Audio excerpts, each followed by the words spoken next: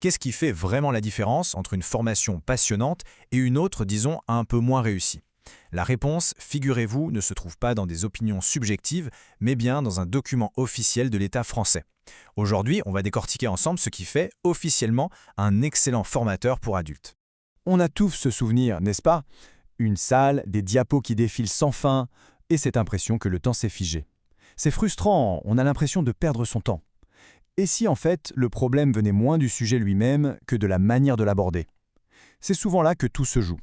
Pour comprendre ce qui fonctionne vraiment, on va s'appuyer sur du très solide, le référentiel officiel du ministère du Travail, celui qui sert à certifier les formateurs professionnels d'adultes. Donc là, on oublie les théories fumeuses, on va directement à la source, on regarde la recette exacte, les critères que l'État lui-même utilise pour valider une formation de qualité.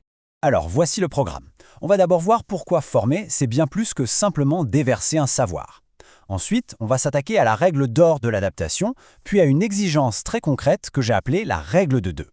Après ça, on verra comment tout cela permet de créer une vraie dynamique de groupe, avant de finir sur une vision plus large du rôle de formateur. Et on commence par le point fondamental, la base de tout. Être un expert absolu de son domaine ne suffit pas pour être un bon formateur. C'est un peu comme connaître une partition par cœur sans savoir jouer de l'instrument. La vraie compétence, le cœur du métier, c'est la pédagogie. C'est cet art de rendre un savoir, même complexe, accessible et digeste pour les autres. Et justement, cette compétence en France, elle porte un nom, le titre de formateur professionnel d'adultes, ou FPA. C'est un label, une certification de l'État qui garantit qu'un formateur ne se contente pas de savoir, mais qu'il sait faire apprendre. C'est pour ça que les critères qu'on va voir ne sont pas de simples conseils, ce sont de vraies exigences professionnelles. Bon, on attaque le premier pilier. S'il ne fallait retenir qu'une seule chose de ce guide officiel, ce serait vraiment celle-là. La toute première qualité d'un formateur, c'est sa capacité à s'adapter. D'ailleurs, le référentiel est on ne peut plus clair. Pour la compétence animer une formation, le critère numéro 1, celui qui est regardé en premier, c'est « les méthodes sont adaptées aux objectifs et au public ». Ce n'est pas une option, c'est la base. Un cours générique, même s'il est brillant, a toutes les chances de tomber à plat s'il n'est pas taillé sur mesure. Mais s'adapter, concrètement, qu'est-ce que ça veut dire? Eh bien, le guide nous dit qu'avant même de penser à ces slides, le formateur doit jouer les détectives, analyser le contexte, comprendre qui il a en face, quels sont les vrais besoins du groupe et où on veut les emmener. C'est seulement avec toutes ces réponses qu'il peut commencer à construire quelque chose qui va vraiment faire mouche. Ok, donc on a choisi des méthodes adaptées. Super.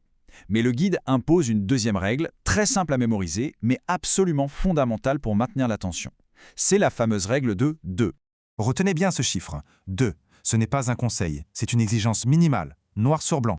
Et voilà la preuve. Le texte officiel exige, je cite, au minimum 2 modalités pédagogiques différentes et 2 méthodes pédagogiques différentes. Alors en clair, ça veut dire quoi?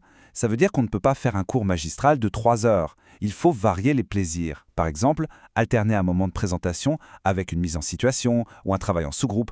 L'objectif, c'est de casser le rythme, de rompre la monotonie à tout prix. Et pourquoi cette obsession de la variété? Tout simplement parce que notre cerveau déteste la routine.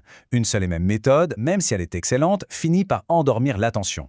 En changeant d'approche, on crée des sortes de réveils pour le cerveau. On passe d'une écoute passive à une participation active. Et au final, l'information est beaucoup mieux retenue.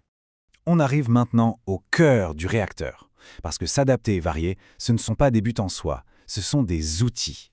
Des outils qui servent un objectif bien plus grand, créer une véritable dynamique d'apprentissage au sein du groupe.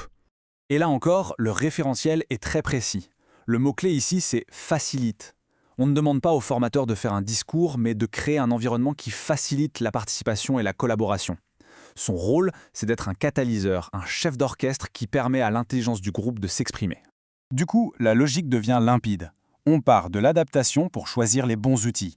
On y ajoute de la variété pour garder tout le monde à bord. On utilise ensuite des activités précises pour que les gens interagissent. Et le résultat de tout ça, c'est la dynamique de groupe. Une formation vivante où les participants ne sont plus de simples spectateurs, mais bien les acteurs de leur propre montée en compétences. Pour conclure, je vous propose de prendre un peu de hauteur. Ce guide officiel nous montre, en fait, qu'un formateur, ce n'est pas juste quelqu'un qui parle devant un groupe. C'est un véritable architecte. Il conçoit des expériences d'apprentissage. L'animation, ce moment où le formateur est face au groupe, ce n'est finalement que la partie visible de l'iceberg. Le référentiel valorise énormément tout le travail invisible, la conception en amont, la préparation, mais aussi l'accompagnement après, et même cette capacité à s'auto-évaluer pour s'améliorer en permanence. Bref, c'est un métier extrêmement complet. On pourrait donc résumer tout ça par une question essentielle. Le rôle du formateur, est-ce d'enseigner ou de permettre d'apprendre?